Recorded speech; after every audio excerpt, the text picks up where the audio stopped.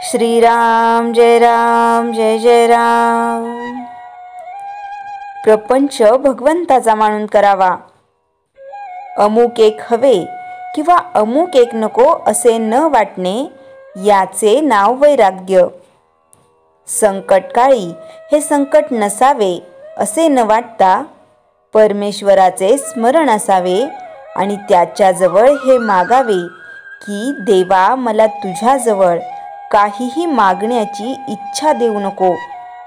देहाला मुद्दाम कष्ट देऊ नयेत, पण जेव्हा ते आपोआप येतात तेव्हा मात्र ते आनंदाने सोसावेत. पुराव्याने दुष्कृत्य केले आणि त्यामुळे त्याला वैराग्य प्राप्त झाले, तेव्हा त्याला दुष्कृत्य म्हणावे की सत्कृत्य? तरीही वैराग्य प्राप्तीचा वास्तविक हा काही मार्ग नव्हे हे खरेच. आपण शास्त्राविरुद्ध कर्म करू नये आणि दुसऱ्याने केले तर नावे ठेवू नयेत. न जाणो परमात्म्याची इच्छा असेल तर त्यातूनच चांगले होण्याचा संभव आहे. प्रपंच मिथ्या मानावा आणि जो मिथ्या तो बरा असे वाटण्यात काय अर्थ? तो जसा असेल तसा असू द्यावा. नाटकात नट जसे काम करतो त्याप्रमाणे प्रपंचात आपण आपले काम करावे. तुमचा परमार्थही तुमच्या स्वाधीन नाही. सद्गुरूच तो तुमच्याकरिता करीत असताना तेव्हा तुमची कशाचीही काळजी करू नये. जे होईल त्यात आनंद मानित राहावे.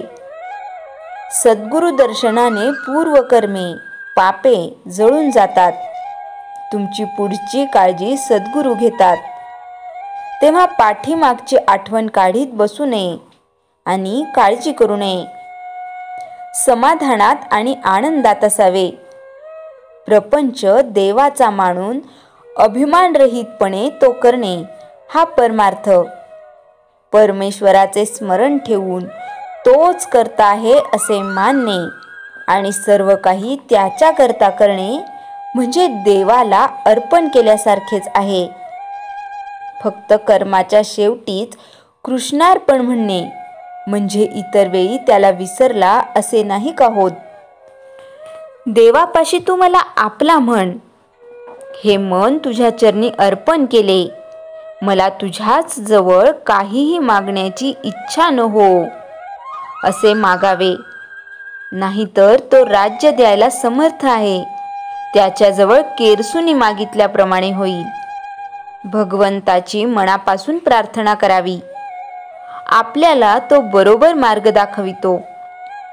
आपण अंधारामध्ये वाट चालत असताना एक क्षणभरच वीज चमकते, परंतु त्यामुळे पुढचा सगळा रस्ता आपल्याला दिसतो. त्याचप्रमाणे मनापासून भगवंताचे स्मरण केले तर पुढच्या मार्गाचे आपल्याला आपोआप ज्ञान होते. तू जे देशील ते मला आवडेल असे आपण भगवंताला सांगावे आणि भगवंताचे अखंड स्मरण ठेवावे. यापेक्षा भगवंताच्या जवळ जायला दुसरा मार्ग कोणता असणार? श्रीराम जय जय राम. चैतन्यवाणी. ज्याच्या प्रपंचामध्ये पाठीराखा परमात्मा आहे त्याचा तोच परमार्थ होतो. ज्याचा पाठीराखा अभिमान आहे तो प्रपंच समजावा. श्रीराम जय जय राम. श्री मनाचे श्लोक 10 निरूपण. सदा सर्वदा प्रीती रामी धरावी. दुःखाची स्वय सांडी जीवी करावी. देहेत दुःख ते सुख मानित जावे. विवेके सदा स्वस्वरूपी भरावे. जय जय रघुवीर समर्थ. समर्थांनी जीवाला उपदेश करताना विवेकावर भर दिला आहे. देहासक्ती आणि त्यामधून मिळणारे सुख व भोवतीचा विचार करणाऱ्या सामान्य जीवाला समर्थ विवेकाच्या आधारे खरे सुख, खरा आनंद कोणता आहे हे सांगत आहेत. प्रपंचामध्ये रमलेल्या जीवाला सार काय आणि असार काय हे न समजल्यामुळे खरा आनंद कशात आहे याचे विस्मरण झाले आहे. मनुष्याच्या दुःखाचे कारण तेच आहे. समर्थ म्हणतात, सर्व सांडून शोधा मजला, ऐसे देवाची बोलिला, लोकी शब्द अमान्य केला भगवंताचा. दास 13:7-23. म्हणोनी नाना दुःख भोगती, सर्व काळी कष्टी होती, मनी सुखाची इच्छिती, परी ते कैची. दास 13:7-24. समर्थांना हा विश्वास आहे की मुख्य देव ज्याला सापडला त्याला काही कमी पडत नाही, पण सर्व काही मी करतो या भावनेतून होते. सामान्य जीव विवेकाने विचार करत नाही आणि त्याच्या अविवेकी विचाराने त्याच्या पदरात दुःख मात्र पडते. विवेकाचे फल ते सुख, अविवेकाचे फल ते दुःख. यात मानेल ते आवश्यक केले पाहिजे. दास 13:7-28. विवेक म्हणजे खरा करता जो आहे त्याला ओळखा. हा विवेक ज्याचा सुटतो त्याला अनेक दुःखांना सामोरे जावे लागते. सकळ काही करता देव, नाही प्रकृतीचा ठाव, विवेकाचा अभिप्राव, विवेकी जाणती. जय जय रघुवीर समर्थ. श्रीराम जय राम जय जय राम. गोंदवलेकर महाराज चरित्र. मंत्रपठन, पूजा अर्चा, अभिषेक, तीर्थाटन या कर्मे मानव होतो पावन. परी तत्काळ नामस्मरणे पावे मोक्षस्थान, सांगे जनासी तो ब्रह्मचैतन्य. गोदूबाईंच्या मुलाची आज मुंज होती. महाराजांना आमंत्रण होते, पण त्यांना जाणे शक्य झाले नाही. मुंजीची पंगत बसली, पण अद्याप गावावरून तूप आले नव्हते. ती मोठ्या काळजीत पडली. महाराजांच्या तसबिरी समोर बसली. तिला त्यांचे शब्द आठवले. गोदूमाय, मी इथून जातो म्हणून दुःख करू नकोस.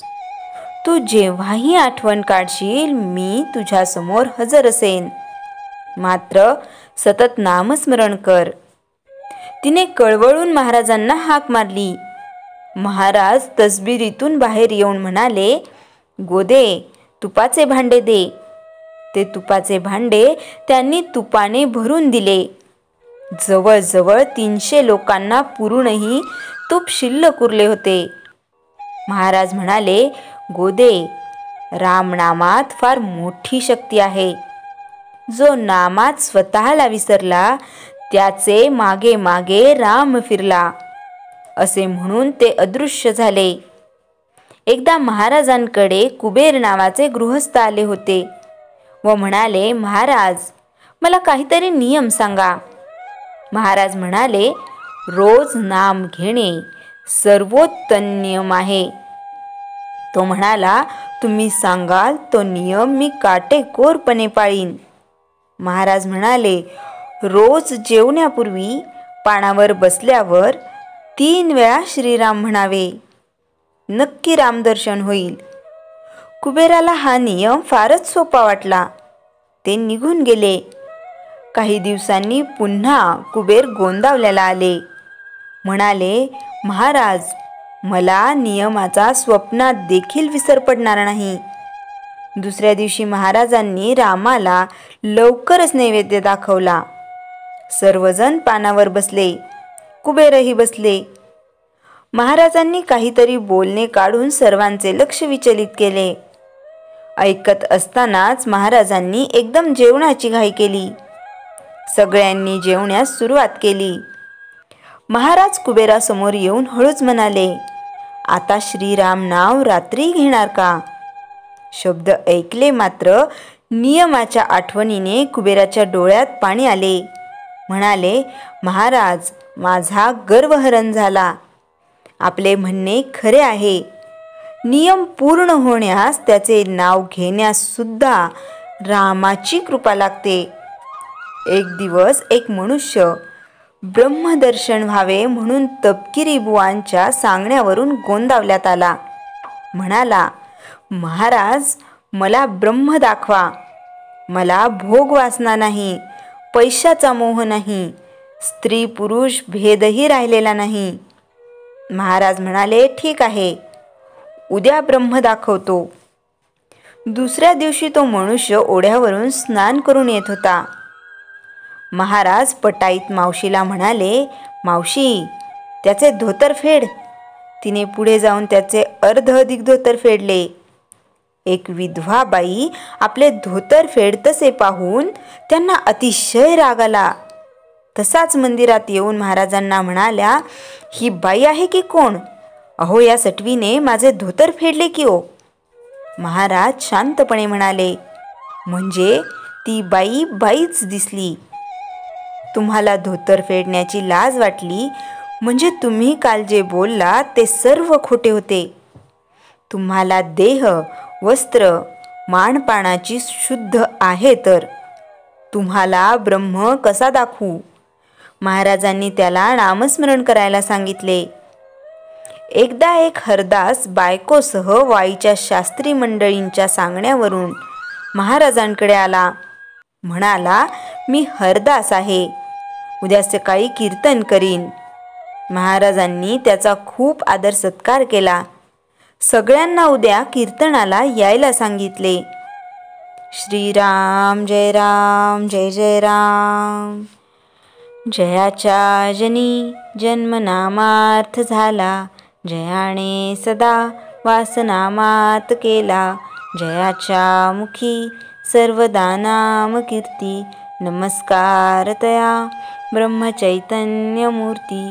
श्रीराम जय राम, जय जय राम. जानकी जीवन स्मरण, जय जय राम.